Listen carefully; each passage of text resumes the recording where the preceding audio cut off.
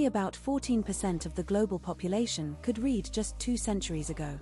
That means nearly 9 out of every 10 people alive in the early 1800s went through their entire lives without ever being able to read a single word.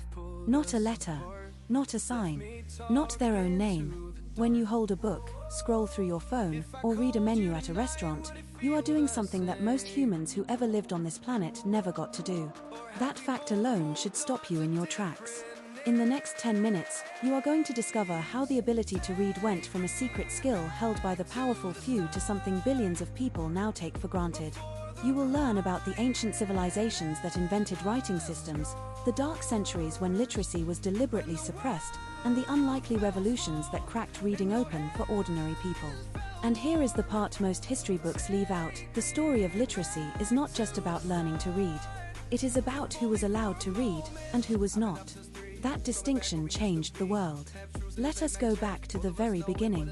Around 5,000 years ago, in the river valleys of Mesopotamia, the land between the Tigris and Euphrates rivers in what is now Iraq, something extraordinary happened.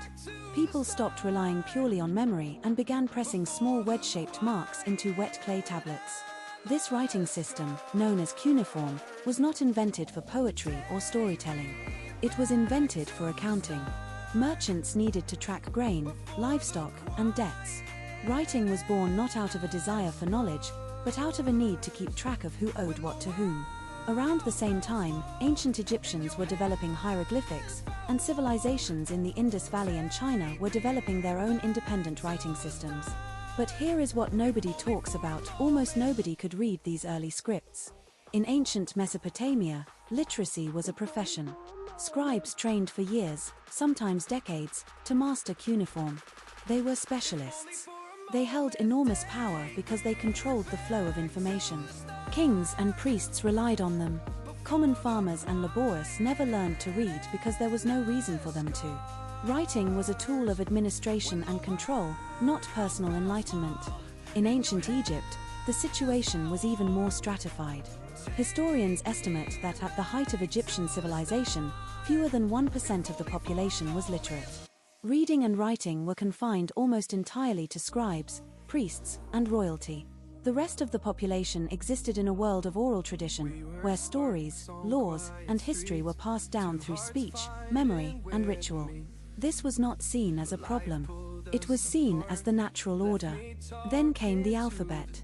Around 1050 BCE, the Phoenicians, a seafaring trading civilization based along the eastern Mediterranean coast, developed one of the earliest alphabets. Unlike the hundreds of symbols required for cuneiform or hieroglyphics, this system used only 22 letters. The Greeks adapted it, added vowels, and passed it across Europe.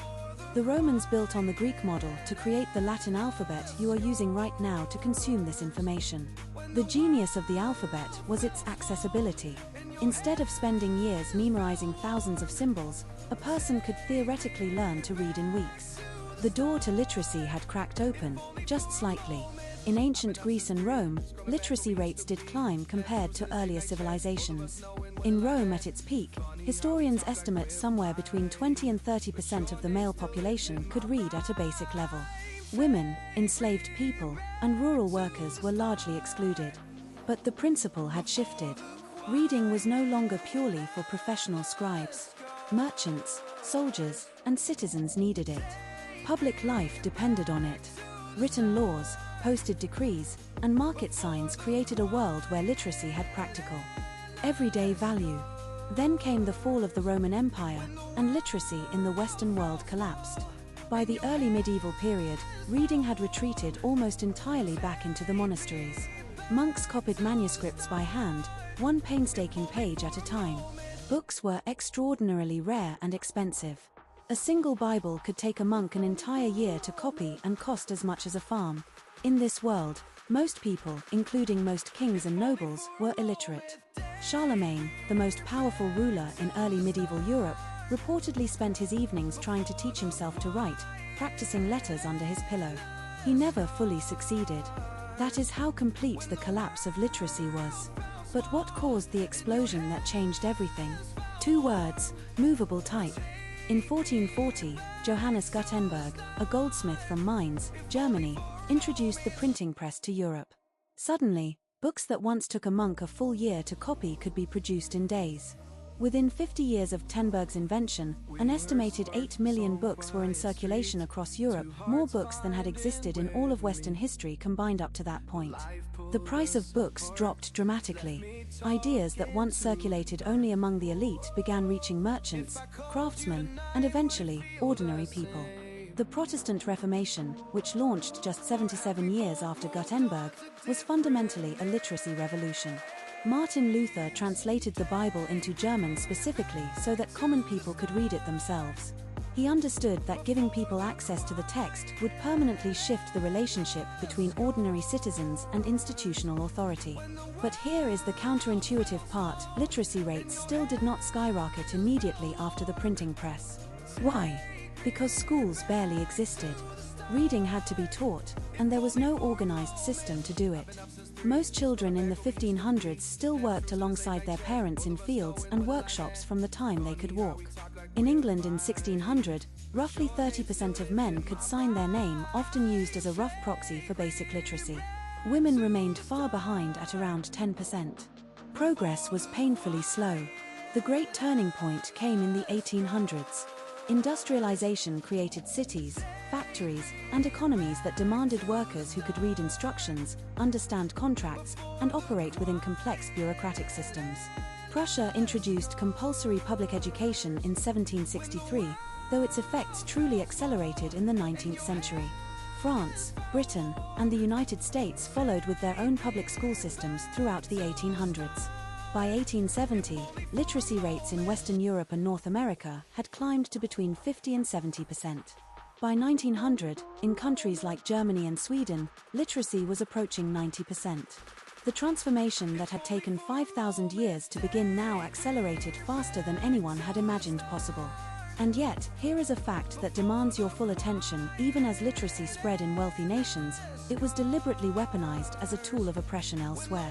In the American South before the Civil War, it was illegal to teach enslaved people to read. Slaveholders understood with terrifying clarity that literacy meant access to ideas, access to legal knowledge, access to the abolitionist press, and ultimately, access to freedom. Frederick Douglass, who secretly taught himself to read as an enslaved child in Baltimore, later wrote that the moment he understood the power of literacy, he understood the path to his own liberation. Literacy was not just education. It was resistance.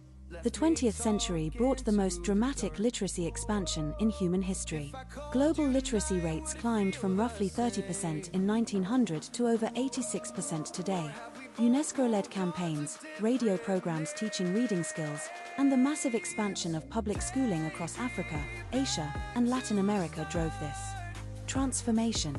Today, approximately 775 million adults worldwide still cannot read, a number that sounds large until you remember that it represents just 10% of the global adult population, compared to 90% just 2 centuries ago.